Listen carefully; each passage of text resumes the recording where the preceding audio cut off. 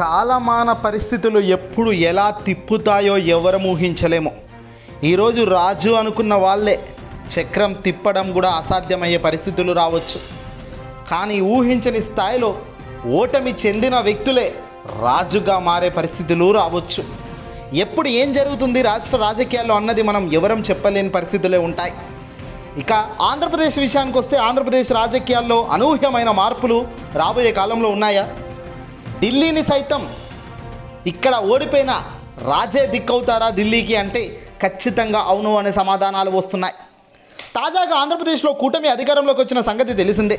TDP, Janasena, BJP ముగ్గురు కలిసి జగన్ను ఓడించి అల్టిమేట్గా కూటమితో జతకట్టి ఇక్కడ కూటమి అధికారంలోకి వచ్చిన సంగతి తెలిసిందే. అధికారంలోకి అయితే కూటమి రాగలిగింది, కానీ ఢిల్లీలో చక్రం తిప్పే పరిస్థితి అయితే లేదు అనేది చాలా సందర్భాల్లో ఈ పాటికే రుజువు అయితే అయిపోయింది. అనేక రకాలుగా ఢిల్లీ పెద్దలు చంద్రబాబుకు అపాయింట్మెంట్ ఇచ్చి ఢిల్లీకి రప్పించుకుంటున్నప్పటికీ చంద్రబాబు కోరిన విషయాలకైతే ఎక్కడా కూడా గ్రీన్ సిగ్నల్ ఇప్పటిదాకా లభించిన దాఖలాలకు పోలేదు. గతంలో ముఖ్యమంత్రిగా ఉన్న వైఎస్ జగన్మోహన్ రెడ్డి గారు ఢిల్లీకి ఎప్పుడు వెళ్ళినా ఏది అడిగినా కేంద్ర పెద్దలు అంగీకరించారు, గ్రీన్ సిగ్నల్ ఇచ్చేశారు. ప్రస్తుతం జగన్ అధికారంలో లేరు, ప్రతిపక్షంలో కూడా లేని పరిస్థితుల్లోనే టెక్నికల్గా చెప్పవచ్చు. ఓట్ల శాతం చూస్తే మాత్రం 40% ఓటు బ్యాంకుతో దృఢంగా బలంగా జగన్ నిలబడి ఉన్నాడు. ఇక జగన్ వద్దకే కేంద్రం రావాల్సిన పరిస్థితి వస్తుందో? చక్రం తిప్పేది ఇప్పుడు మొత్తం ఇదిగో మాజీ ముఖ్యమంత్రి జగనేనా కేంద్రంలో అంటే ఖచ్చితంగా అవును అనే సందేహాలు, సమాధానాలు వినబడుతున్నాయి. చంద్రబాబు నాయుడు, పవన్ కళ్యాణ్ ఎన్డీఏ కూటమిలో ఉన్నప్పటికీ ఏం చేయలేని పరిస్థితి రాబోయే కాలంలో ఎదురయ్యే పరిస్థితి ఖచ్చితంగా ఉంది అనడంలో ఎలాంటి సందేహాలే లేవు. ఎందుకయ్యా జరుగుతుంది ఏంటి అని ఒక్కసారి చూస్తే మాత్రం మీరు ఎస్ అంటారు. రాజ్యసభలో బీజేపీకి పూర్తిగా బలం తగ్గిపోతుంది. ఎస్, ఆ పార్టీకి ప్రస్తుతం ఉన్న 4 రాజ్యసభ సభ్యులు ఇటీవల కాలంలో పదవీ కాలం పూర్తిగా ముగిసింది. నామినేటెడ్ సభ్యులైన లోకేష్ సిన్హా, రామ్ శకల్, సోనామాస్ సింగ్ అలాగే మహేష్ జెట్మాల పదవీ కాలం గత శనివారంలోనే పూర్తయిందట. దీంతో పెద్దల సభలో బీజేపీకి ఇప్పుడు కేవలం 86 ఉన్నారు. ఎన్డీఏ కూటమి విషయానికి వస్తే ఎన్డీఏ కూటమికి ఇప్పుడు 101 సీట్లు మాత్రమే బలం ఉంది. రాజ్యసభలో మొత్తం 245 మంది సభ్యులు ఉన్నారు. అందుకుగాను ప్రస్తుతం 225 మంది సభ్యులే ఉన్నారట.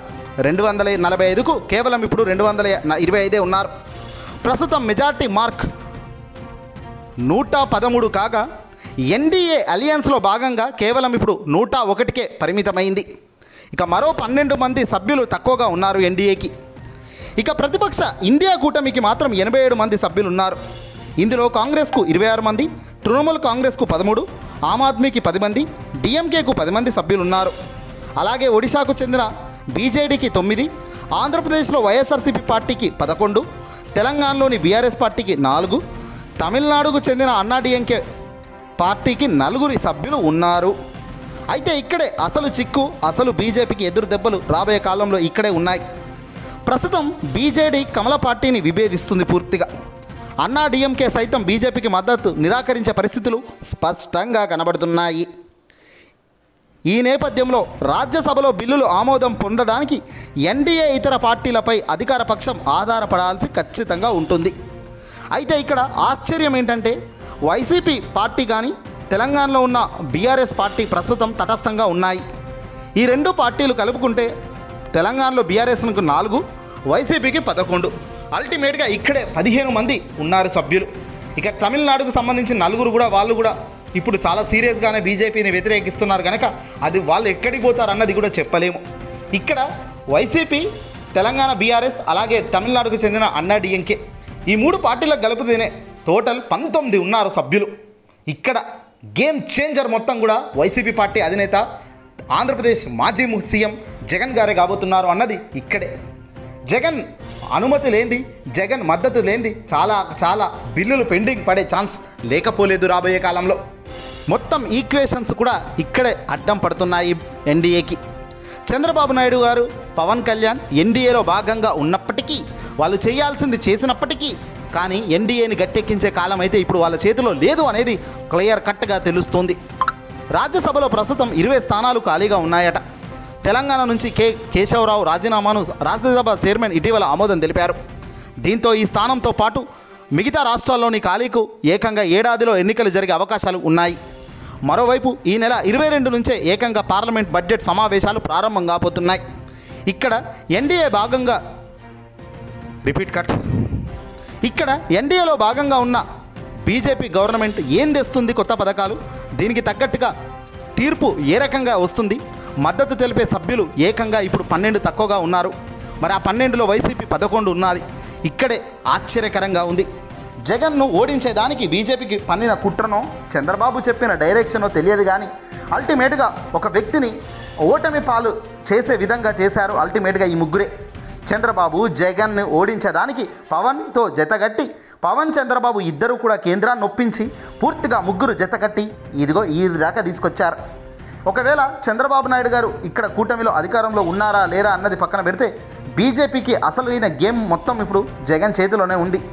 జగన్ మద్దతు ఇచ్చే పరిస్థితి లేకుంటే, ప్రతి బిల్లుకు జగన్ అడ్డుపడితే ఇక్కడే చాలా చాలా క్లుప్తమైన అంశాలు తెరపైకి వస్తాయి. ఈ ఈక్వేషన్స్ ఏ రకంగా ముందుకెళ్తాయి అన్నదే ఇప్పుడు ఆంధ్రప్రదేశే కాదు యావత్ దేశం మొత్తం ఆసక్తికరంగా ఎదురుచూస్తుంది. రాజ్యసభలో కేవలం బీజేపీకి బలం తగ్గేసరికి పూర్తిగా ఈక్వేషన్లు మారిపోయాయి అంటున్నారు విశ్లేషకులు. ఇక్కడ తెలంగాణకు సంబంధించిన ఓటమి చెందిన మాజీ ముఖ్యమంత్రిగా ఉన్న కేసీఆర్ గారు బీఆర్ఎస్ తరపున 4 ఉన్నారు సభ్యులు రాజ్యసభలో. జగన్, కేసీఆర్ జగన్ ఇద్దరు, అలాగే తమిళనాడు ముఖ్యమంత్రికి సంబంధించిన అన్నాడీఎంకే పార్టీ.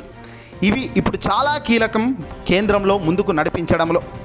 ఇందుకుగాను మెయిన్గా వైసీపీకి అయితే 11 సభ్యులు ఉన్నారు. వీళ్ళ పదవీ కాలం 2026-27 దాకా ఉందట. అంటే అప్పటిదాకా జగన్ను ఎవరు ఏమీ చేయలేరు, టచ్ కూడా అసాధ్యం.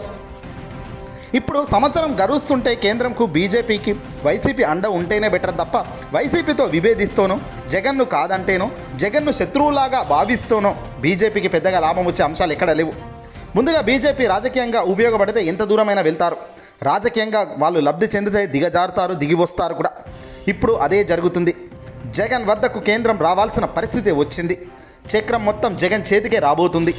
చంద్రబాబు ఎన్డీఏలో ఉన్నా కూడా ఏమీ చేయలేని పరిస్థితి ఉంది. చివరకు చంద్రబాబు, జగన్, పవన్ అందరూ కూడా ఎన్డీఏలో భాగంగా బీజేపీకి మద్దతిచ్చే పరిస్థితి కనబడుతుంది తప్ప ఇక్కడ విభేదించే పరిస్థితి లేదు. ఇక్కడే జగన్ ఏ స్టాండ్ తీసుకుంటారన్నది ఆసక్తికరంగా మారింది. జగన్ వ్యక్తిగతంగా పోకుండా రాష్ట్ర ప్రయోజనాల దృష్ట్యా ఏ నిర్ణయమైనా రాష్ట్రానికి మేలు జరుగుతుందంటేనే ఆయన ఆమోదం ఉంటుంది. ఇది అనేక సందర్భాల్లో ఆయన అనేక స్పీచ్ల ద్వారా కూడా చెప్పిన విషయమే. బీజేపీ సైతం జగన్ను టచ్ చేయవద్దు అనే పరిస్థితి ప్రభావం ఖచ్చితంగా ఇక్కడ కనబడుతుంది.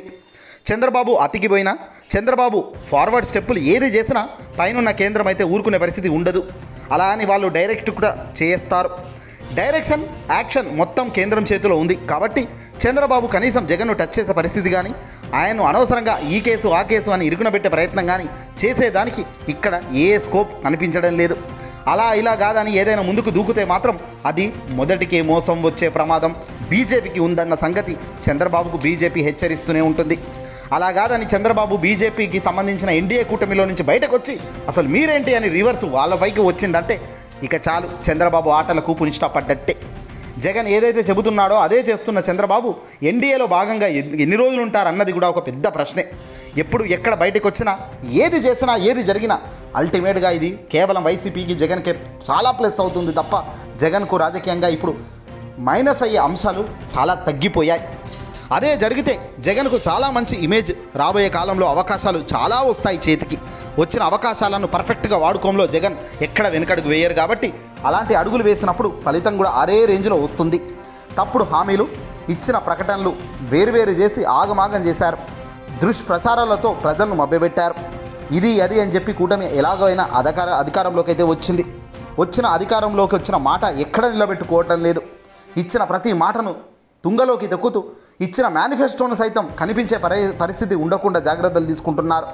మరి మేనిఫెస్టో అంటేనే ప్రతి గోడకు పెట్టాలి అన్న నానుడి జగన్దైతే మేనిఫెస్టోలో ఇచ్చిన ఏ మాటకు కట్టుబడి లేకుండా 2 క్యాబినెట్ భేటీలో కూడా ఇప్పటిదాకా మేనిఫెస్టోలో ఉన్న పథకాలను అమలు చేస్తామని గట్టిగా చెప్పలేని స్థాయిలో కూటమి నేతలు ఉన్నారంటేనే ఇక్కడ వాళ్ళు ఏ రేంజ్లో దాన్ని పక్కకు తప్పుతున్నారు, పక్కకు తోస్తున్నారు అనేది అర్థమవుతుంది. ఇందుకు బహుశా చంద్రబాబుకు సంబంధించి పవన్, చంద్రబాబు ఇద్దరే మేనిఫెస్టోని విడుదల చేశారు, కానీ కేంద్ర పెద్దలు దీంట్లో ఇన్వాల్వ్ కాలేదు. కాబట్టి జగన్ కూడా కేంద్రం పెద్దగా ఇక్కడ ఇన్వాల్వ్ చేసే పరిస్థితి లేదు. జగన్పై తప్పుడు కేసులు, అరెస్టులు ఉండే ఛాన్స్ చాలా తక్కువ అనే చెప్పాలి. చంద్రబాబును మోడీ కంట్రోల్ చేయక తప్పని పరిస్థితి. ఇటు అబద్ధాలతో గెలిచి రాష్ట్రంలో ఏం చేయలేక, అలాగని జగన్ వేస్తున్న ప్రశ్నలకు జవాబు చెప్పలేక అడ్డంగా ఇటు కూటమి నేతలు ఇరుక్కోక పరిస్థితి ఇంకొకటి లేదు రాబోయే కాలంలో. జగన్ కూడా నేరుగా బీజేపీని ఏం అనకుండా చంద్రబాబు పవన్లు చేసిన ప్రకటనలు ఇచ్చిన హామీలపై ప్రశ్నిస్తారు. నేరుగా బీజేపీ ఏపీ కూటమి మేనిఫెస్టోలో భాగంగా అయితే లేదు. వాళ్ళు మేనిఫెస్టో విడుదల చేసేటప్పుడు కనీసం ఆ మేనిఫెస్టోను ముట్టుకోవడానికి కూడా బీజేపీ అప్పుడు ఇష్టపడలేదు. ఎందుకంటే అవి అసాధ్యపు హామీలని వాళ్ళకు తెలుసు కాబట్టి. ఇవన్నీ కూడా ప్రజాక్షేత్రంలో ప్రజల ముందు జగన్ పెడతాడు. రాబోయే కాలంలో ఇప్పుడు ఈ నెల 22 నుంచే బహుశా అసెంబ్లీ సమావేశాలు ప్రారంభం కాబోతున్నాయి. ఇక్కడ జగన్ అసెంబ్లీలో అడుగు పెట్టబోతున్నారు అనే సమాచారం అందుతుంది. అదే జరిగితే ప్రకంపనలే రాష్ట్ర వ్యాప్తంగా. అసెంబ్లీలో తాను వేసే ప్రశ్నలకు వీళ్ళు ఏం జవాబు చెబుతారు, వీళ్ళు తనకు ఏ రేంజ్లో రెస్పెక్ట్ ఇస్తారు అన్నది కూడా ఇప్పుడు ప్రజానికం ఆసక్తికరంగా వెయిట్ చేస్తుంది. జగన్ ఓడిపోయాడు కానీ ఓటు బ్యాంకు కుప్పకూలలేదు. జగన్ డౌన్ఫాల్ అయ్యాడు కానీ పూర్తిగా డౌన్ అయిన మనిషి కాదు అన్నది మాత్రం ప్రతి ఒక్కరూ అనుకుంటున్నారు. ఈ పొద్దు మళ్ళీ లెగుసుడు మొదలు పెడితే ఆయనంత బలంగా ఎవరు నిలబడరు. ఆ రేంజ్లోనే ఉంటుంది.